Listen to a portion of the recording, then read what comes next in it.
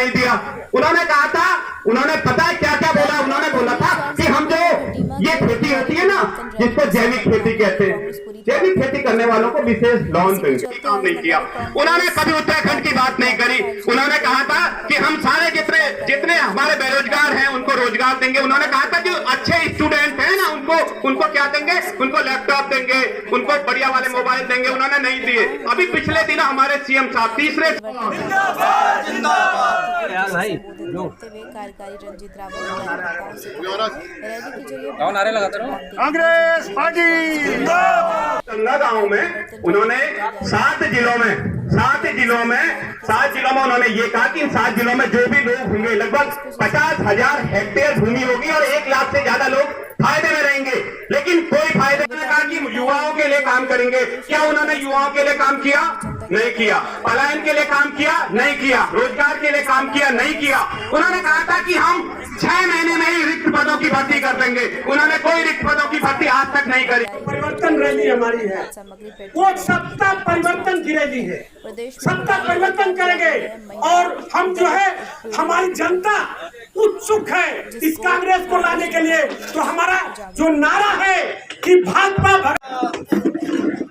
लाल कुआं में जिस प्रकार से भाजपा की सरकार थी, भाजपा के विधायक थे और यहाँ के कांग्रेसियों ने मिलकर के हमको यहाँ प्रथम कुर्सी पे बैठाया, इसी तरह हम इस प्रदेश से भाजपा को भगाएंगे और कांग्रेस को लाएंगे। मुख्य विरोधी तो हमारे बीजेपी होगी, क्योंकि हमारा और तो पार्टियां जो आप हैं, दूसरी पार्टियां हैं, उनका भी अस्तित्व नहीं है। उत्तराखंड में मेनली 2 ही पार्टी का जो है, बीजेपी और कांग्रेस जो है वो बीजेपी का डट के मुकाबला करेंगे।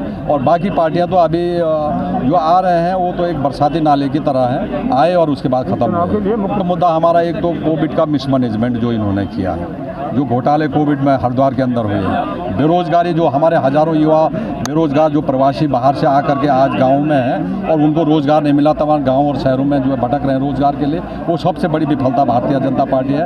उनको रोज़गार के लिए हम आगे कांग्रेस ने प्रस्ताव पास किया कि हम 2022 के बाद जो 5 साल का कार्यक्रम है वो रोज़गार के रूप में हम उस कार्यक्रम को, उस कार्यकाल को रखेंगे बेरोजगारों को। और तीसरा जो महंगाई का है उसको हम रखेंगे, जो गैस का है, पेट्रोल और डीजल की बात है, उन मुद्दों को तमाम जो भारतीय विफलता इन 4-4.5 सालों में है उनको हम जनता के सामने रखेंगे और उससे हम परिवर्तन की लहर चलाएंगे। लेकिन जो हमारी आस्था है कांग्रेस के अंदर, जो विचारधारा कांग्रेस की, वो एक मजबूत विचारधारा है। वो चाहे किसी के अंदर हो, वो हम एक साथ जुट करके ये लड़ाई, क्योंकि ये लड़ाई सबका सामूहिक दायित्व है। और जो हमको 2022 की जो लड़ाई बीजेपी के खिलाफ और इस तरह के जो प्रदेश विरोधी सरकार और जो जन विरोधी सरकार के खिलाफ हमको एकजुट होकर के हम लड़ेंगे। इसमें कहीं गुटबाजी का कोई मतलब नहीं है।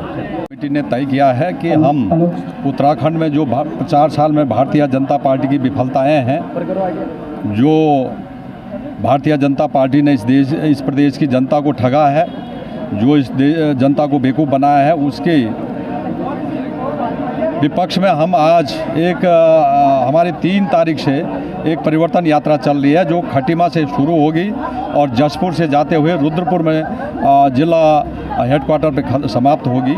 और उसमें जो हम जनता को बताएंगे कि जो 4-4.5 साल में भारतीय जनता पार्टी ने हमको छला है, इस प्रदेश की जनता को छला है, इस प्रदेश की जनता को बेवकूफ़ बनाया है। कोविड का मिसमैनेजमेंट में जहां पर लोगों का ना ऑक्सीजन मिले हैं, कई जो है हज़ारों मौतें हुई हैं, मैनेजमेंट नहीं कर पाए। आपका ये कोविड का घोटाला हुआ जो हरिद्वार के अंदर, जो जिस तरह से बेरोजगारी इस प्रदेश में बढ़ती जा रही है, जिस तरह से महंगाई बढ़ती जा रही है, उन तमाम मुद्दों से हम जनता को जागरूक करेंगे, जनता के बीच जाएंगे और एक परिवर्तन की लहर चलाएंगे कि ये परिवर्तन जो 2022 में यहाँ पर उत्तराखंड में कांग्रेस की सरकार बनेगी। इन मुद्दों को लेकर के हम जो परिवर्तन निकाल रहे हैं, पहले फेज में हमारा ये खटीमा से लेकर के और जसपुर होते हुए रुद्रपुर में समाप्त हो। कोई सीट सुनिश्चित करी है आपने 2022 के लिए अपने के लिए? क्या रामनगर ही देख रहे हैं? मैं तय करने वाला कोई नहीं हूँ, पार्टी का 2 ही तो नाम चल रहे हैं उत्तराखंड में, एक हरीश राव है। मैं रामनगर से लड़ना चाहता हूँ, पार्टी लड़ाएगी तो लड़ूंगा, नहीं तो जो जिम्मेदारी देगी वो करूँगा। कांग्रेस की गुटबाजी को कैसे दरकिनार लगाएंगे? आप कांग्रेस के आंतरिक लोकतंत्र को गुटबाजी का नाम क्यों दे रहे हैं? गुटबाजी देखनी है तो बीजेपी में देखिए ना, जिन्होंने 3 मुख्यमंत्री बदल दिए हैं 4.5 साल में, वो क्या लगता है आपको? अगर आपने अभी तक जो की खबर नाउ को सब्सक्राइब नहीं किया है तो अभी सब्सक्राइब कीजिए और ताज़ा तरीन खबरों की जानकारी के लिए www.jkhabarnow.com पर देश दुनिया की खबरें भी आप देख सकते हैं।